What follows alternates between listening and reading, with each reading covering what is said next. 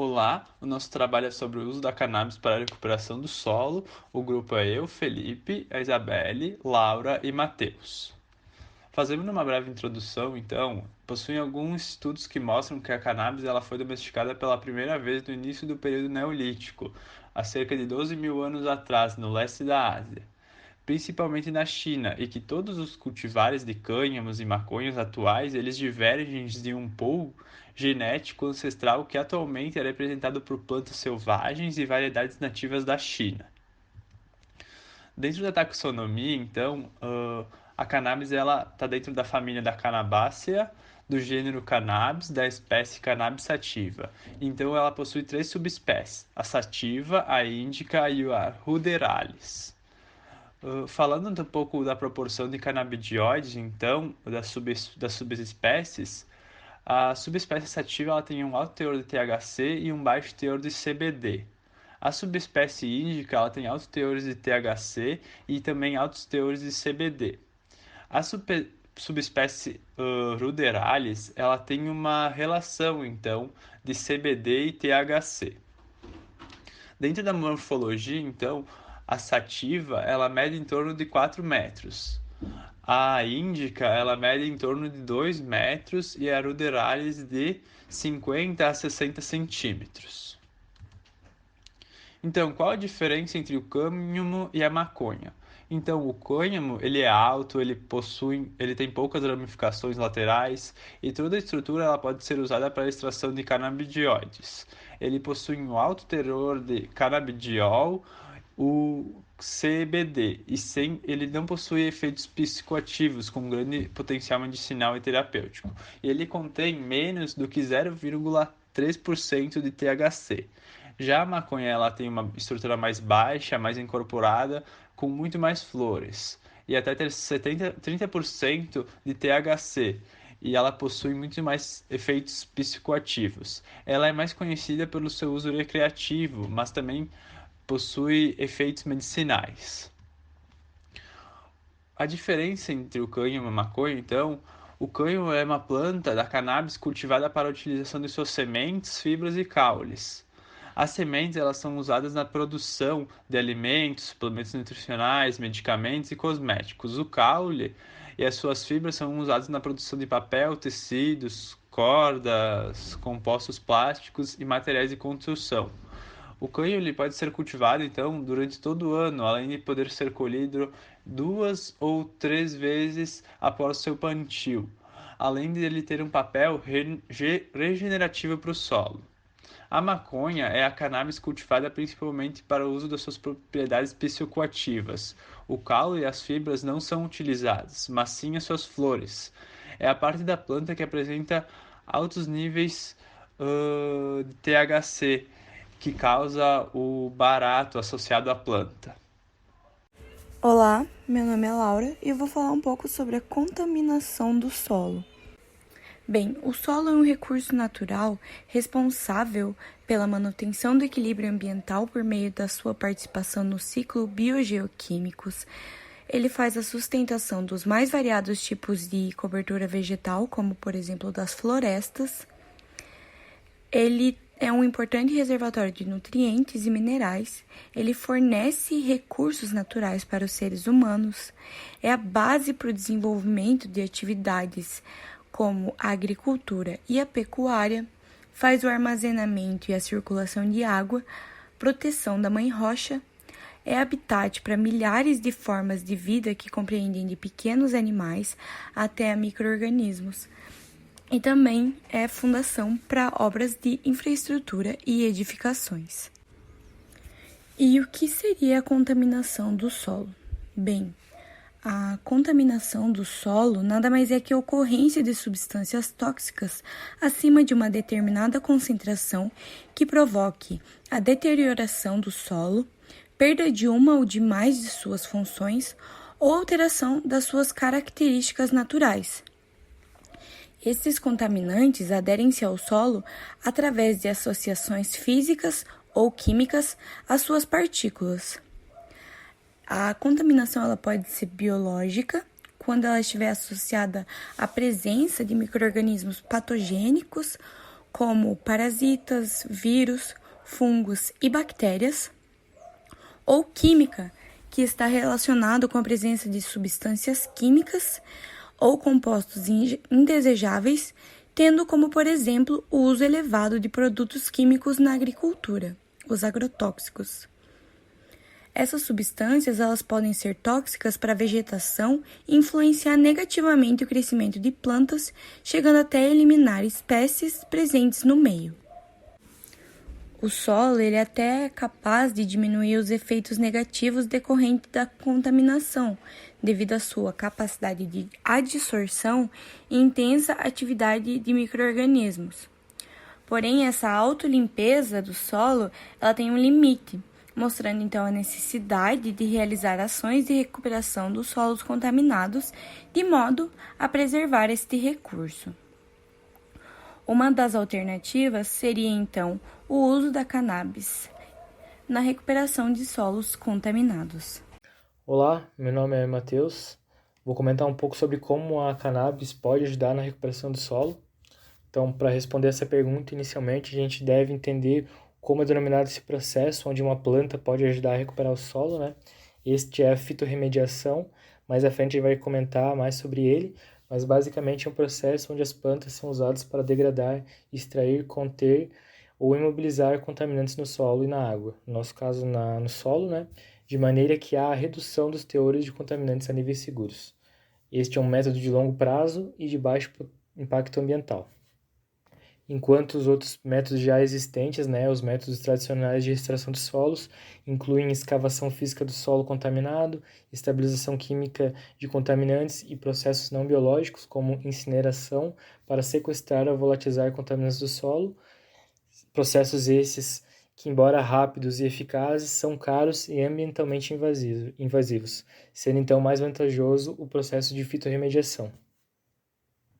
Mas como esse processo ocorre na prática? Então, no geral, a planta ela age como um filtro biológico, onde naturalmente absorve água e nutrientes para o seu desenvolvimento e durante esse processo também faz a absorção de elementos poluentes presentes na solução do solo.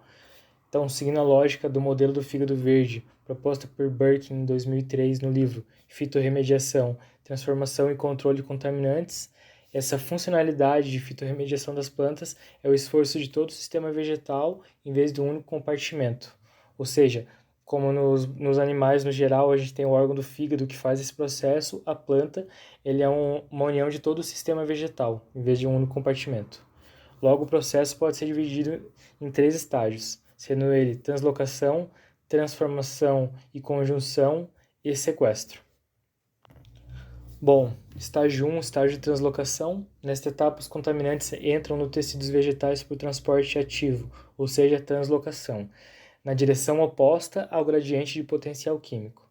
Essa translocação pode ocorrer tanto nas raízes, como normalmente ocorre na absorção de nutrientes, né, e água, como na água presente no solo, né, ou seja, na solução do solo, uma vez que esta evapora e continua contaminada, né, e ela precipita sobre as folhas. Alguns compostos que podem estar ali presentes têm a capacidade de translocar por meio dos estômatos. No estágio 2, né, o estágio de transformação interna e conjunção, neste ponto os contaminantes já estão presentes no interior da planta. A etapa metabólica inicial é a transformação, o que inclui uma série de mobilizações de contaminantes, como oxidações, reduções, metilação, desalogenação, hidroxilação e fotólise. Até agora, há poucas informações sobre o metabolismo dos contaminantes na cultura da cannabis, né? Mas segundo Yu de Wu, no artigo Fitorremediação de Contaminantes Emergentes do Solo com Cânhamo Industrial, uma revisão, realizada em 2001, onde ele então reuniu diversos artigos que tratavam sobre o assunto, ele diz que a maioria das investigações de metabolismo referem-se mais ou menos à desintoxicação semelhante realizada no fígado de mamíferos. Mas ressalta que metabolismo de plantas são amplamente específicos, né? Ou seja, apesar de ter processos parecidos, se diferem entre si em alguns aspectos, ou seja, não para avaliar, deve-se avaliar especificamente o metabolismo de cannabis e não utilizar dados de outras plantas. O estágio 3 é o estágio de sequestro e o acúmulo de contaminantes. Devido à falta de uma via de excreção, a maioria dos metabólitos e conjugados são sequenciados nos tecidos vegetais. o que também é denominado de armazenamento de excreção. Existem pelo menos 3 destinos terminais dentro dos tecidos vegetais para o sequestro. Sejam ele armazenamento no vacúolo celular, armazenamento no apoplasto ou ligação covalente às paredes celulares. Alguns contaminantes que não são metabolizados ou sequestrados são volatilizados e liberados para a atmosfera através dos estômatos da superfície da folha, mas este ocorre em menor quantidade. Outro ponto que vale ressaltar sobre esse processo é o acúmulo de contaminantes, que ele é altamente seletivo nas partes das plantas, ou seja, diferentes concentrações podem ser encontradas em diferentes órgãos da planta, como por exemplo, estudos de Citerio sobre a fitorremediação do cádmio, né? Eles mostram que após esse processo, numa planta de cannabis ocorreu uma concentração de cerca de 9,4 a 73 microgramas na folha e caule, enquanto nas raízes ocorreram cerca de 109 a 1.368,2 microgramas, mostrando assim uma maior concentração de cádmio nas raízes, né?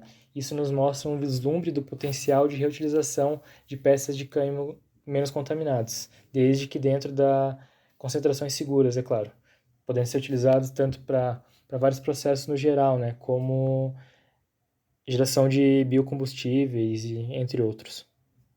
Meu nome é Isabelle e eu vou falar sobre cânhamo e a descontaminação do solo radioativo. Para a gente falar sobre isso, é importante a gente ter bem claro o conceito de fitorremediação. Então, a capacidade das plantas de absorver contaminantes do solo, ela tem sido amplamente explorada para tecnologias de fitorremediação, que envolvem, então, o uso de plantas para remoção, degradação ou contenção de poluentes em diversas matrizes ambientais. Sobre fitorremediação e cânhamo, então, a cannabis sativa, ela recentemente foi examinada como uma candidata potencial para fitoextração, devido à sua alta produção de biomassa, um sistema radicular profundo e capacidade de crescer rapidamente em solos contaminados. No estudo italiano publicado na Plant and Soil em 2003, ele mostrou que o cânhamo tinha a capacidade de absorver o cádmio, cromo e níquel do solo, e que altas concentrações de metais pesados tinham pouco efeito na morfologia da planta. Além disso, a maconha ela possui menor necessidade de pesticidas e baixa manutenção. Em 2005, um estudo alemão publicado na Biologia Plantarium concluiu que o cânhamo não era afetado por concentrações radiculares de cádmio, de até 800 mg por quilo, mas que concentrações de 50 a 100 mg por quilo nas folhas e caules tinham um forte efeito na viabilidade da planta e na vitalidade da mesma. Este estudo ele também observou que o pH do solo afetou a taxa de absorção de cádmio. Em 2010, um estudo chinês investigou 8 culturas, incluindo o cânhamo, para sua capacidade de absorção de zinco. O zinco ele é um metal pesado que ele é benéfico em pequenas quantidades, mas ele tem um potencial bem tóxico em concentrações mais altas. E de acordo com esse estudo, o cânhamo ele mostrou pequenas inibições no crescimento da planta, o que indicou uma forte tolerância às altas concentrações de zinco. Mais recentemente, um estudo paquistanês de 2015 identificou vários genes no cânhamo associados à tolerância a metais pesados, incluindo níquel, cádmio e cobre. Esses resultados podem auxiliar no desenvolvimento de variedades transgênicas de cânhamo com maior capacidade de absorção de metais. O cânhamo também teve grande visibilidade no projeto de fitorremediação de Chernobyl, porque por quase duas décadas, esse cultivo se propagou aos arredores da usina nuclear abandonada de Chernobyl, na Ucrânia, e tem sim ajudado a reduzir a toxicidade do solo. Segundo o cientista da Fitotec, que trabalha junto a isso, ele afirmou que eles já testaram outras plantas fitorremediadoras, mas o cânhamo foi a melhor que eles puderam encontrar. Além de Chernobyl, a cannabis está sendo testada em solos de minas de carvão abandonadas, como por exemplo na Pensilvânia. Na Itália, o cânhamo industrial está sendo usado em larga escala para ajudar na descontaminação de alguns dos solos mais poluídos da Europa. Desde 2012, os agricultores plantaram milhões de plantas de cannabis para descontaminar o solo. Mas o questionamento que fica: é seguro depois usar esse cânhamo de solos contaminados? Em 2012, um estudo romeno investigou a segurança nutricional dessas sementes de cânhamos produzidas a partir de solos contendo cádmio, magnésio, ferro e vários outros metais. O estudo descobriu que 5 linhagens distintas de cânhamo romeno desenvolveram diferentes perfis nutricionais, de acordo com a absorção de vários metais no solo. E, infelizmente, todas as variedades também testaram acima do limite legal seguro para cádmio, apesar de que o teste de solo estava dentro do limite seguro. Um estudo anterior ainda, de 2009, um estudo chinês, mostrou que a concentração de cádmio era 25 vezes maior nas raízes de cânhamo em comparação com os brotos, sugerindo então que a planta poderia ser classificada como uma excludente de cádmio. Então, assim, a gente pode concluir que mesmo que o cânhamo usado para remover o cádmio do solo contaminado não seja seguro para consumo, sua fibra ainda pode ser útil para aplicação têxteis e de construção. Além disso, a biomassa de cânhamo pode ser utilizada em diversas outras aplicações industriais, como biocombustível. Então, com esse trabalho, a gente pôde concluir que o uso das espécies de cannabis é uma ótima opção quanto à recuperação dos solos contaminados. Porém, apesar de já haverem estudos que nos certificam disto, essa planta ainda não é utilizada em grande escala devido à sua marginalização. Aqui estão as referências utilizadas nesse trabalho e muito obrigada a todos.